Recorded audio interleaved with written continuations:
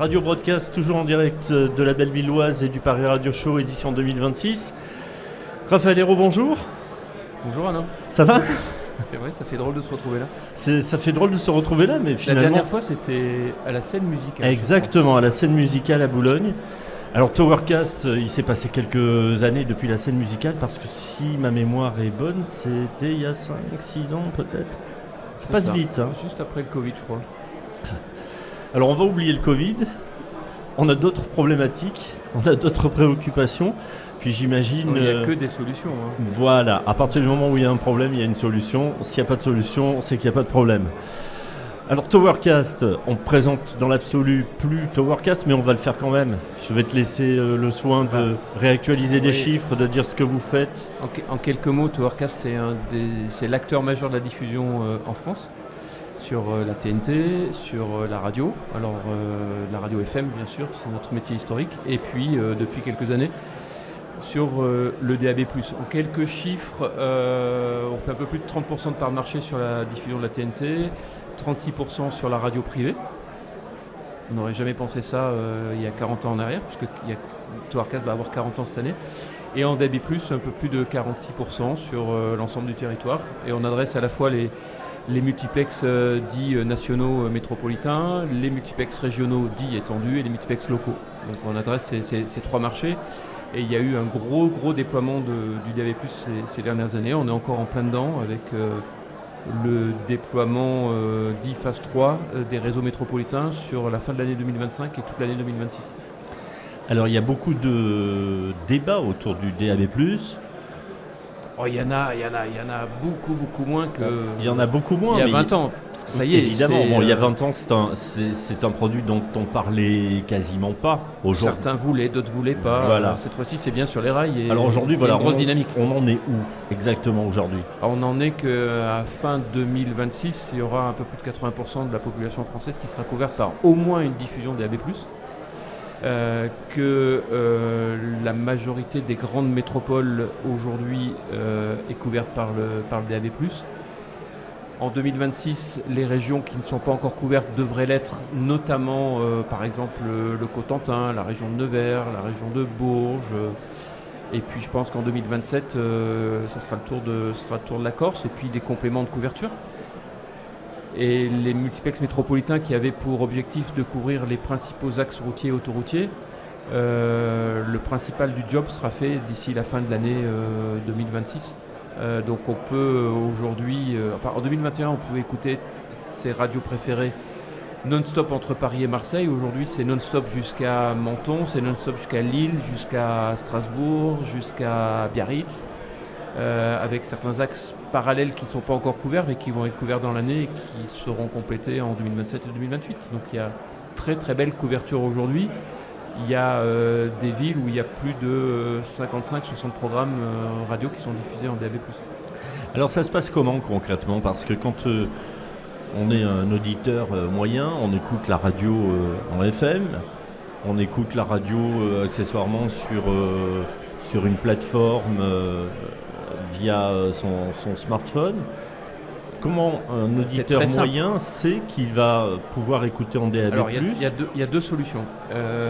Soit on va chez son meilleur revendeur, à la Fnac, chez Boulanger ou dans une grande surface, acheter un récepteur domestique, portable, pour écouter le DAB+ à la maison, puisque les autoradios, les récepteurs historiques FM ne sont pas DAB, donc il faut en changer ou compléter son lot de récepteurs à la maison ou son tuner.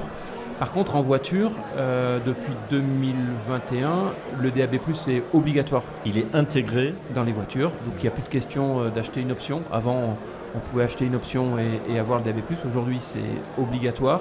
Donc toutes les nouvelles voitures qui sortent depuis 2020-2021... Oui, puis avant c'était surtout sur des modèles haut de gamme ou alors les options étaient particulièrement élevées. Aujourd'hui, tous les véhicules qui sortent ont du DAB+. Alors sur certains autoradios, il faut encore sélectionner le type de bande de fréquence pour recevoir la radio, mais de moins en moins aujourd'hui, un autoradio qui équipe les véhicules qui sortent aujourd'hui, je dirais que presque l'auditeur ne sait plus... n'a plus à choisir. Il a une liste de radios Il choisit sa radio. Il choisit sa radio. Il y a certainement un petit pictogramme dans le coin de l'écran qui va lui dire s'il est en FM ou en DAB+. Mais s'il y a du DAB+, de plus en plus, il est prioritaire et c'est là-dessus qu'on reçoit. Et il n'a pas de manip particulière à faire. Il n'a plus de fréquence à choisir. Il choisit son programme. Sa marque. Et au fur et à mesure en tout cas pour les radios nationales ou les radios régionales, au fur et à mesure du déploiement, il ne perdra plus le signal. Ça veut dire que de façon très pratique, si à un moment donné il doit perdre le signal, ça rebascule en FM ? Alors, tout à fait. Si tu quittes un axe qui est couvert en DAB+, ou une grande ville qui est couverte en DAB+, pour une petite zone qui ne l'est pas encore, et si la radio est historiquement en FM, ce qui est le cas par exemple de France Inter, d'Europe 1, d'Énergie ou de Nostalgie ou Europe 2, si un émetteur FM, ça rebasculera dessus. Et inversement, quand il se retrouvera dans une zone DAB, l'autoradio reviendra. Et les nouveaux entrants dans tout ça, qui ne sont pas en FM ? Eh bien, ils ont la couverture pure DAB. Et au fur et à mesure du déploiement, tu resteras connecté à la radio en question à partir du moment où ils ont une couverture super régionale ou multiville ou nationale. Ça veut dire qu'en voiture, la marque de la radio en question s'affiche au même titre que toutes les autres marques nationales. Exactement. Mais sur son récepteur à la maison, au domicile, comment ça se passe ? Tu prends le cas de la radio s'affiche aussi. Tu prends le cas de BFM Radio qui n'est pas en FM, ou de RZN ou de Latina qui est très peu en FM. Tu peux aujourd'hui écouter l'une de ces radios de manière non-stop sur les axes autoroutiers dont je parlais tout à l'heure. Ils vont choisir dans la liste, puis à la maison, pareil, sur les récepteurs qu'on achète à la maison aujourd'hui, il y a une liste, on choisit, puis on ne se préoccupe plus de rien. Alors, Raphaël, toi tu es précurseur, aujourd'hui tu es président de Towercast, du principal diffuseur radio en France, mais l'avenir de la FM, tu l'appréhendes comment ? Là aussi, il y a de bonnes questions qui se posent, alors légitimes. Après, il faut aussi apporter des réponses. Et tu le disais tout à l'heure, si on a des questions et si on a des problèmes, il y a forcément des solutions. Il y a aussi beaucoup de questions autour de la FM. L'avenir de la FM, c'est quoi pour toi ? La FM reste... 5 ans à 10 ans. La FM reste et restera encore pendant pas mal d'années le média pour écouter la radio. Parce qu'il y a tous les autoradios qui en sont équipés, quel que soit l'âge de la voiture. À la maison, je crois qu'à un moment, on calculait des études qui sortaient où il y avait entre 6 et 7 récepteurs par foyer. Donc c'était des récepteurs FM. Donc le temps de renouveler tout ça, le temps que le DAB soit bien connu du grand public, que les parcs de récepteurs se renouvellent, ça va prendre encore du temps. Et puis, à parallèle de ça, il y a aussi l'IP qui porte la radio, qui permet de recevoir sur des apps embarquées sur les téléphones. Tout ça doit vivre en parallèle et doit être complémentaire les uns des autres. Et en concurrence un peu, quelque part, parce que le DAB et l'IP...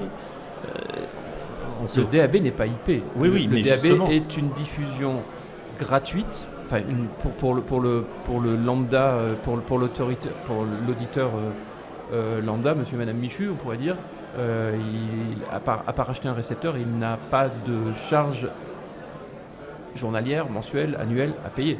La radio est gratuite, anonyme, c'est important, avec une haute résilience. Quand on voit ce qui s'est passé notamment en Espagne en 2024 et 2025 avec les différentes catastrophes naturelles ou la panne de courant, la radio est essentielle. Bien sûr. Elle continue à fonctionner même si la station de base télécom qui est à côté de chez toi est down parce qu'elle n'est pas secourue. Oui, donc parce que c'est super important. On a connu en télé et en radio aussi pas mal de révolutions. On est passé de la télé avec l'antenne râteau à la TNT, et puis maintenant on est équipé de box. La radio, même principe, on a connu les grandes ondes, on est passé à la FM. Bref, il y a des évolutions qui sont aussi la radio permanentes. Et la télévision en herdien, c'est une garantie de la souveraineté et d'un fonctionnement en toute situation météorologique, en théorie. Oui, et quelque part pour protéger aussi la démocratie, ça a du sens de parler de ça aujourd'hui. Exactement.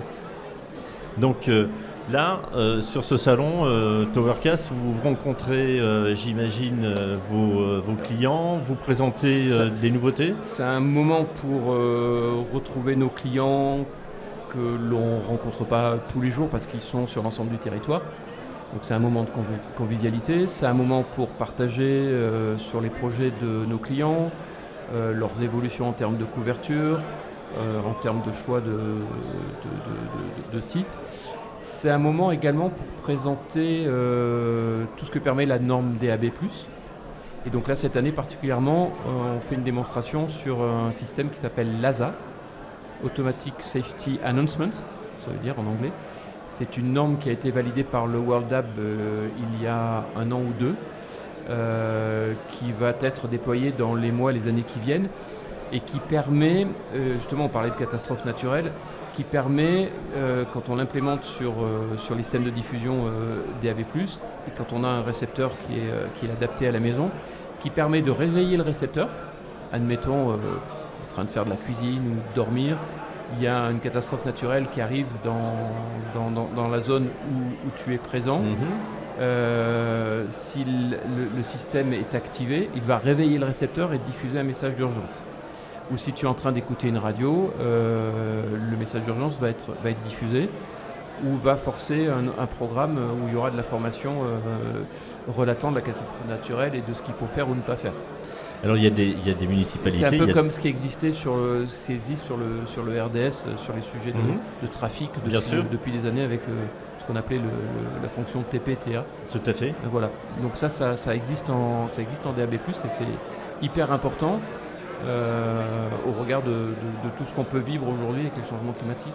Alors c'est vrai qu'il y a des municipalités, c'est le cas chez moi dans le sud, on a le maire qui téléphone, qui envoie un message téléphonique à tous ceux qui sont inscrits, évidemment.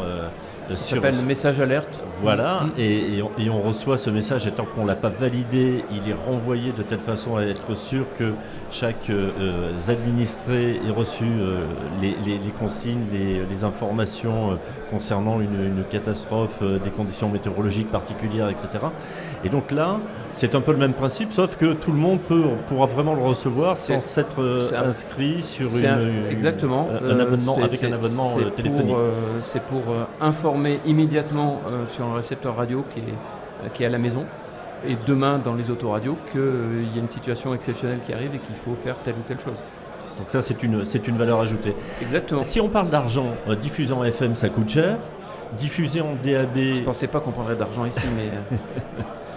Si diffuser en DAB, le coût est effectivement différent, est-ce que derrière le modèle économique fonctionne? Est-ce que les diffuseurs qui sont en DAB, qui ne sont pas des diffuseurs appartenant à des grands groupes, arrivent à trouver le modèle économique qui permet de monétiser leur contenu et de rentabiliser... Qu'est-ce qu'il y a derrière le mot diffuseur? Le mot diffuseur comme Towercast diffusion. Ou la radio. Je prends la différence entre la FM et le DAB. Le DAB, le coût du DAB est moindre, évidemment. Il est moindre parce qu'il y a une partie de mutualisation qui n'existe pas, sur la FM, bien sûr. En revanche, entre guillemets, la contrainte qu'il a, c'est qu'il faut que les 13 radios, les X radios autorisées sur multiplex en France, c'est jusqu'à 13 aujourd'hui, voilà, s'entendent. C'est important de relever ça. S'entendent pour choisir d'une part leur syndic, ce qu'on appelle un opérateur multiplex, qui va gérer la copro et la relation avec le diffuseur et l'autorité. Et ils vont devoir choisir ensemble le même diffuseur, donc le même site. Donc et se partager les coûts. Partager les coûts. Oui. Se partager les coûts en 13. Parce que la majeure partie du temps, il y a 13 radios. Et là où c'est là où ça devient effectivement plus intéressant pour chacun.